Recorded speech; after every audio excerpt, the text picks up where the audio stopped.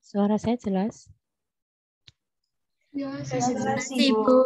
Ya, baik. Ini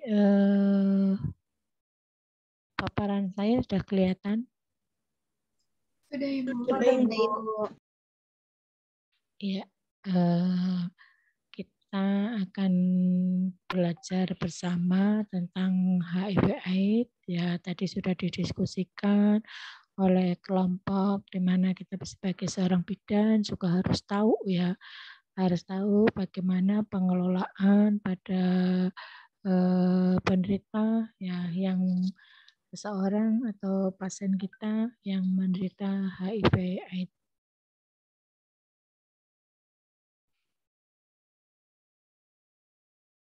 Ya, nanti kita akan bersama-sama, tadi juga sudah disampaikan oleh kelompok ya, apa sih HIV/AIDS dan bagaimana penyebabnya, patofisiologinya, dan penanganannya bagaimana dari hamil, bersalin, dan nifas. Jadi HIV itu adalah sebuah retrovirus yang menginfeksi sel sistem kekebalan tubuh manusia, terutama sel TCD4 positif dan makrofag. Ya, jadi ini virus ya, jenisnya virus. Kemudian setelah masuk ke tubuh nanti akan menginfeksi dan nanti setelah infeksi itu akan mengalami inkubasinya lama ya sampai sekitar 10 tahun, kemudian baru akan terjadi AIDS ya, acute immune deficiency syndrome. Jadi suatu kumpulan gejala penyakit akibat menurunnya sistem kekebalan tubuh. Jadi yang diserang kekebalan tubuhnya, yang diserang sel darah putihnya ya, disebabkan oleh infeksi virus. Jadi virus HIV itu akan menyerang sel darah putih, sehingga dengan adanya sel darah putih yang mati ya dikena infeksi yang dari virusnya ya, lama-lama akan menjadikan suatu kumpulan gejala, karena kan tidak ada daya tahannya ya, tidak ada daya tahan tubuhnya sehingga gampang sekali menderita suatu penyakit dan lama penyembuhannya juga akan lama karena setiap sel darah putih tumbuh akan dihancurkan lagi. Ya.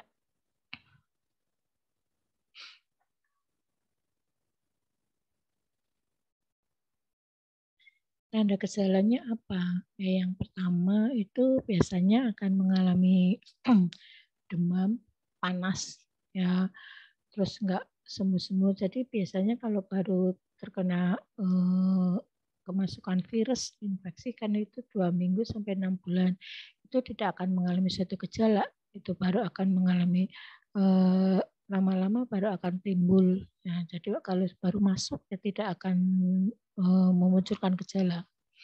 Kalau sudah masuk beberapa lama kemudian akan mengalami peningkatan suhu, demam yang terus-menerus, kemudian adanya pembesaran kelenjar getah bening. Ya, getah beningnya di situ akan membesar, kemudian akan terjadi diare yang berkepanjangan, diare nggak sembuh-sembuh, kemudian penderita juga mengalami pusing dan menurunnya berat badan yang sangat signifikan ya, jadi berat badan langsung turun drastis, kulit menurun, infeksi jamur, bakteri, virus yang kronis, biasanya di mulut itu ya, stomatitis itu nggak sembuh-sembuh, nyeprok putih gitu, nggak sembuh-sembuh. Nah, klasifikasinya ada 3 ya. Yang pertama stadium 1 itu tidak ada kondisi terdefinisi AIDS, jadi baru awal ya, ini baru awal, baru kemasukan virusnya dan jumlah CD4-nya masih bagus, masih di atas 500. presentasi CD4-nya masih di atas 29%.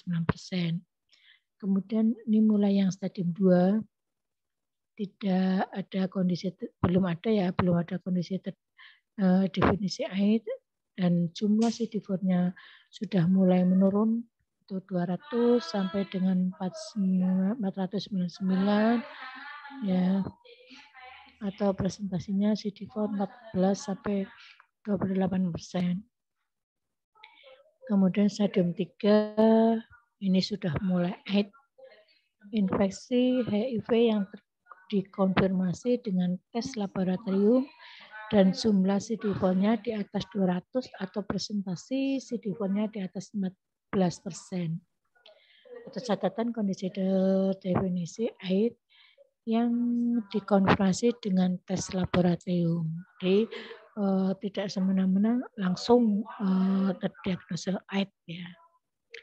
Kemudian stadium diketahui infeksi yang dikonfirmasi dengan tes laboratorium dan tidak ada data yang tentang jumlah atau presentasi CD4 dan tidak ada infeksi yang muncul karena kondisinya sudah terinfeksi, ya, terdefinisi AIDS. Ya, penyebabnya apa? Tadi sudah disampaikan oleh kelompok. Penyebab adalah virus HIV yang penularannya melalui apa? Melalui hubungan seks, ya, seks bebas. Seks bebas, kemudian vertical transmission, ibu hamil yang bisa menularkan dengan pada bayinya, ya, atau pada saat pemberian ASI. Kemudian injeksi yang dengan pemakaian obat-obatan yang bersama-sama, dan ini akan menjadikan virus masuk antara satu dengan yang lain. Bagaimana kalau misalnya ciuman? Apakah ciuman itu bisa menular? Ya, selama ciuman tidak ada luka, ya, jadi misalnya yang bersangkutan tidak ada luka, ciuman tidak menular. Kecuali ada luka, misalnya bibirnya luka stomatitis, ya. Apakah pelukan menular? Tidak. Ya, apakah jabatan tangan? Tidak. Ya, jadi yang menularkan itu cairan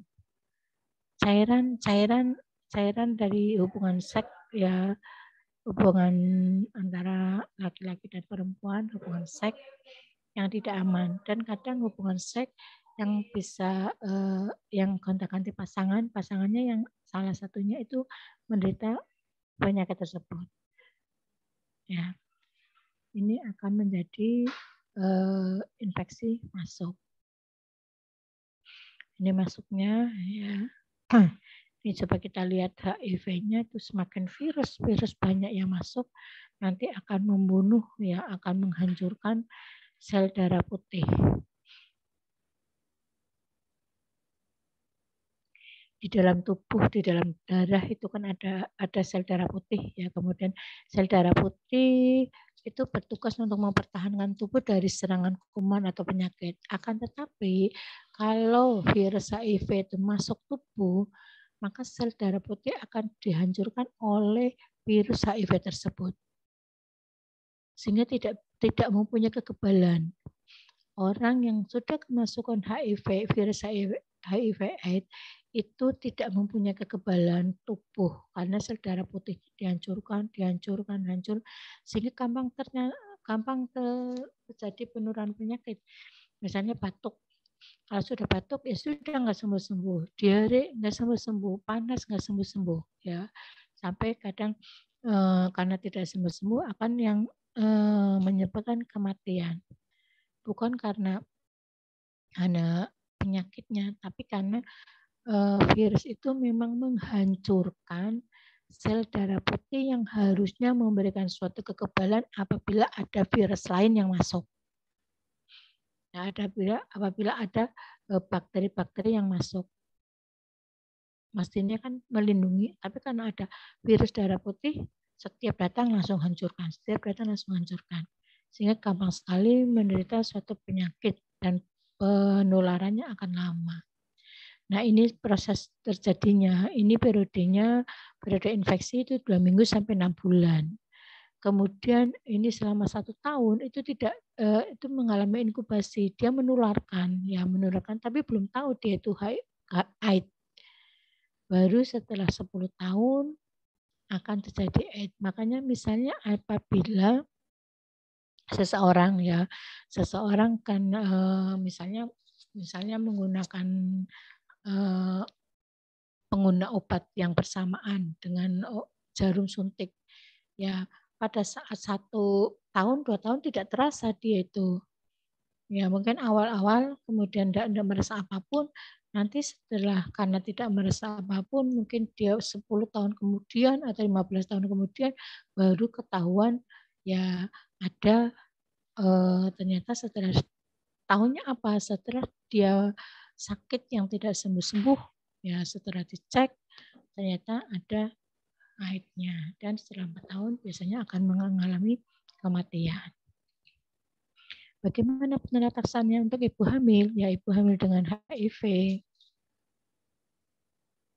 Ya, ini tujuan dalam penerapan adalah mengkondisikan ibu dalam kondisi baik, ya kondisi baik, juga mendapatkan suatu pengobatan, ya, kasih pengobatan sehingga kondisinya baik dan ini tidak akan terjadi penularan baik terhadap bayi maupun ke tim penolong ya atau ke pasien lainnya. Ini harus dilakukan tindakan secara efektif dan efisien. Kemudian risiko penularan HIV dari ibu ke bayi itu yang sangat tinggi ya, sangat tinggi itu pada saat persalinan. Persalinan 10 sampai 20%. Sehingga persalinan pada penderita HIV/AIDS ya harus direncanakan dan benar-benar disiapkan dan dilakukan secara SC ya dengan partus abdominal bukan dengan partus yang normal. Jadi benar-benar disiapkan agar tidak terjadi penularan baik terhadap ibu, terhadap bayi ataupun terhadap si penolongnya ya. Benar-benar. Kemudian kehamilan juga harus dilakukan pemeriksaan secara rutin, menyusui. Bagaimana tadi ada pertanyaan hamil bisa menular nggak? Apakah harus menggunakan si yang formula ya, Sufor? Yaitu tetap dianjurkan menggunakan ASI, akan tetapi ibunya juga harus mendapatkan pengobatan. Ini resiko pada masa persalinan biasanya karena ada HIS sehingga ada tekanan pada placenta meningkat, maka akan terjadi sedikit pencampuran antara darah ibu dan juga darah bayi. Kemudian bayi juga bisa terpapar darah dari pada saat persalinan yang lewat vagina ya pada saat melewati jalan lahir karena terpapar lunar cervix. Sehingga dianjurkan untuk persalinannya lewat abdominal. Kemudian bayi kemungkinan terinfeksi karena menelan darah dan dari lunar cervix pada saat melewati vagina.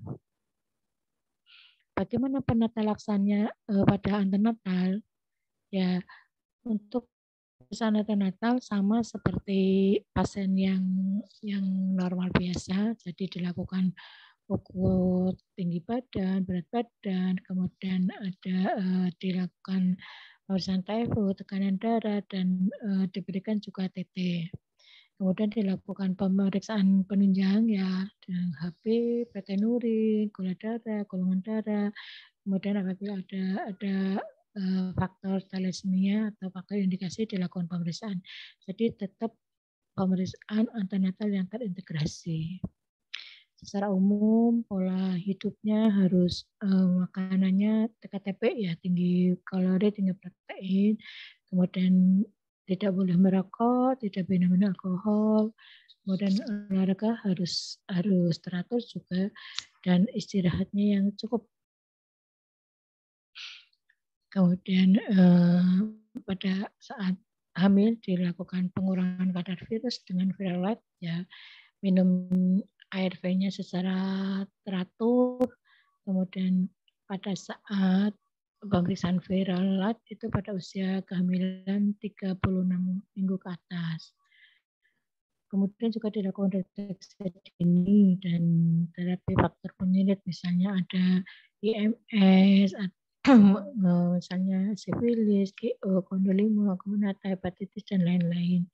Juga dilakukan pemeriksaan malaria bagi daerah yang pandemi dan juga dilakukan pemeriksaan tuberkulosis. Karena yang menderita penyakit TBC biasanya itu kan menderita HIV biasanya kan dia juga menderita kemungkinan akan kena TBC karena infeksi yang masuk ya tidak bisa disembuhkan. Bagaimana konselingnya? Ya, pada saat persiapan persalinan perlu dilakukan konseling pada ibu dan keluarga mengenai manfaat dan risiko persalinan vagina dan persalinan dan seksio sesaria berencana. Jadi harus dipastikan diberikan konseling bahwa kalau persalinan secara vagina risikonya apa, kalau dengan abdominal atau seksio sesaria itu bagaimana ya. Karena ini yang kita akan meminimalisir ya untuk proses penularannya. Jadi dianjurkan untuk penderita dengan HIV itu persalinnya dengan abdominal atau dengan seksio sesaria yang direncanakan. Jadi benar-benar ruangannya direncanakan, disiapkan, kemudian setelah selesai juga harus dilakukan steril. Dan tempatnya di mana? Tempatnya ya tentu saja harus dianjurkan di rumah sakit rujukan yang ada fasilitas ARV-nya. Kemudian konseling pada antenatal ya perlu juga dilakukan konseling ya untuk manfaat misalnya diberikan ASI atau susu formula. Karena kalau ini semua harus dilakukan adanya dukungan dari keluarga itu sangat penting sekali ya. Sangat penting sekali, sangat diinginkan sekali, ya diharapkan sekali sehingga apakah nantinya akan memberikan susu ASI ya ASI eksklusif apa akan diberikan susu formula. Apabila pilihannya ASI eksklusif maka dijelaskan mengenai manajemen laktasi, bagaimana cara pemberian ASI eksklusif. Kemudian apabila pilihan ada susu formula eksklusif maka dijelaskan mengenai syarat dan cara pemberian dengan nyaman. Itu semua tergantung dari si ibu atau si penderita ya. Dan juga bisa berkomunikasi bermusyawarah untuk yang terbaik. Tapi apapun ASI eksklusif itu yang terbaik, jadi harus diberikan. Nih ya, jadi untuk penataran persalinan harus selalu kewaspadaan dilakukan pada semua penataran persalinan. Jadi ini ditempatkan kan itu harus elektif ya, harus direncanakan, dikirim di rumah sakit, kemudian ruang operasinya disiapkan dengan sesuai dengan standar.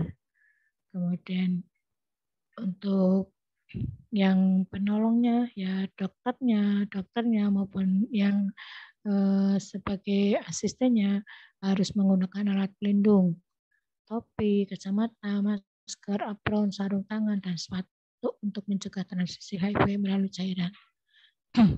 Kemudian penanganan alat medis yang tajam baik dalam penggunaan serta terima penyembuhan sebagai limbah medis langsung di ini. Penerapan budaya aman dalam kamar operasi dan kamar bersalin. Ya, ini seksio sesaria merupakan cara persalinan yang memiliki risiko paling kecil ya untuk mengurangi risiko transmisi yang terkecil. Kemudian juga akan mengurangi risiko penularan HIV dari ibu ke bayi sebesar 50-66%. Jadi semakin kita memberikan untuk tindakan dengan persalinan tersebut akan makin kecil risiko penularannya. Kemudian untuk apabila terjadi persalinan vagina, kadang mungkin si ibu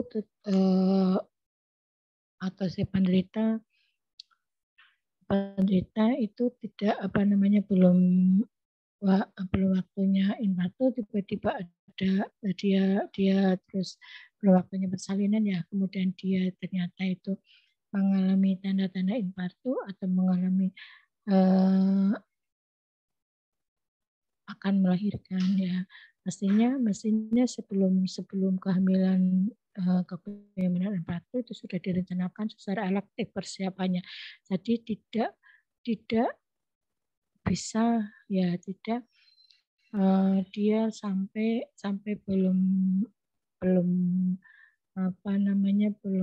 masuk ke rumah sakit dia sudah mengalami tanda-tanda persalinan, kecuali mungkin karena prematur ya. Ini karena risikonya sangat tinggi sekali terjadi penularan. Misalnya pada saat ketuban pecah itu kan cairannya muncrat ya, bisa menularkan ke penolongnya. Ini yang harus diberikan ya, konseling harus diberikan apabila salinan dengan elektif secara seksiosesaria direncanakan, itu keuntungannya risiko penularannya rendah. Kemudian harus direncanakan. Kemudian kerugiannya apa? Lama penyembuhan, perlu fasilitas dan sarana pendukung, biayanya mahal. Bagaimana kalau vagina? Mudah dilakukan di sarana kesehatan terbatas, biaya murah, tetapi resiko penurunan tinggi. Kecuali bila ibu minum ARV teratur dan FL-nya tidak deteksi.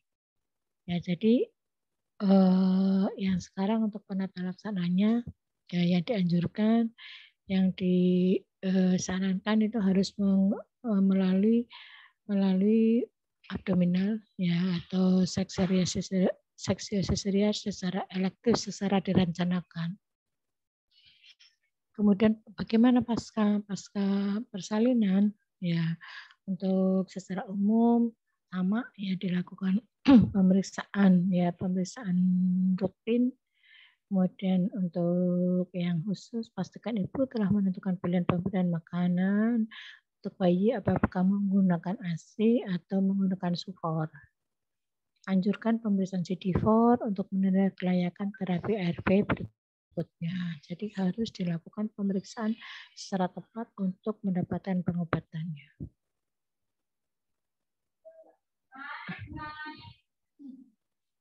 Ya.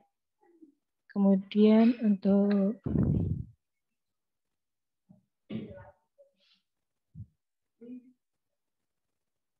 kontrasepsi apa yang dianjurkan untuk pasca orang penderita HIV pasca melahirkan? Ini tujuannya juga untuk harus menggunakan kontrasepsi, tujuan untuk mencegah HIV pada kehamilan berikutnya. Ini bisa dilakukan sterilisasi atau yang justru yang paling bagus untuk penggunaan kontrasepsi pada ibu yang menderita HIV/AIDS adalah menggunakan kondom. Di mana kondom itu ada fungsinya ganda ya, bisa mencegah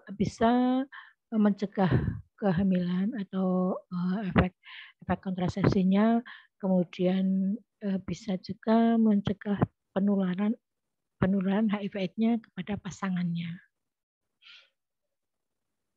Sorry.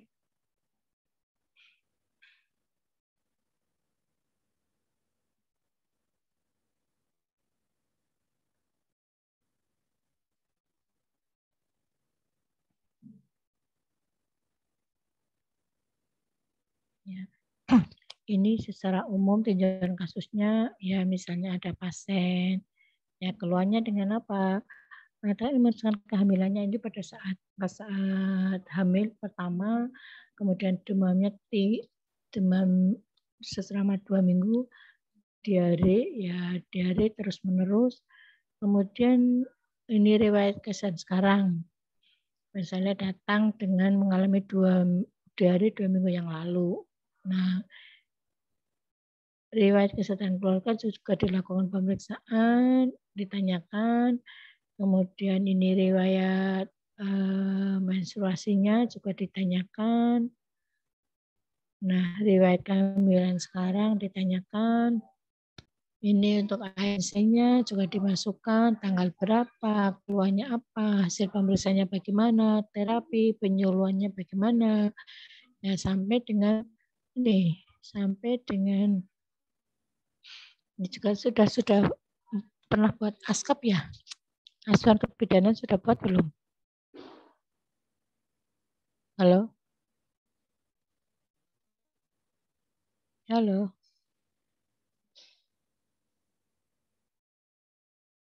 Ya, ini dilakukan secara rutin, semuanya dilakukan pemeriksaan, baru semuanya dilakukan ini. Sampai dengan, nanti saya share di ini ya, saya share di sorry, mesin 21 ini. Saya share di LT. Ya, gitu. Oke, sampai di sini ada yang mau ditanyakan?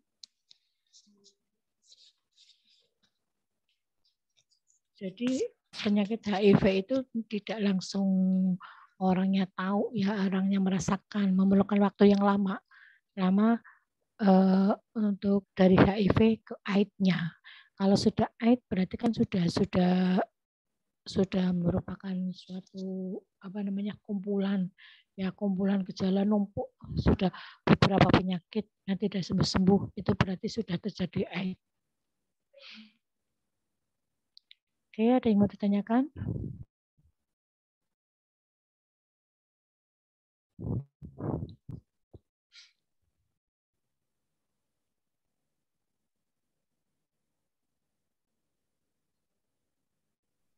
Ibu izin bertanya.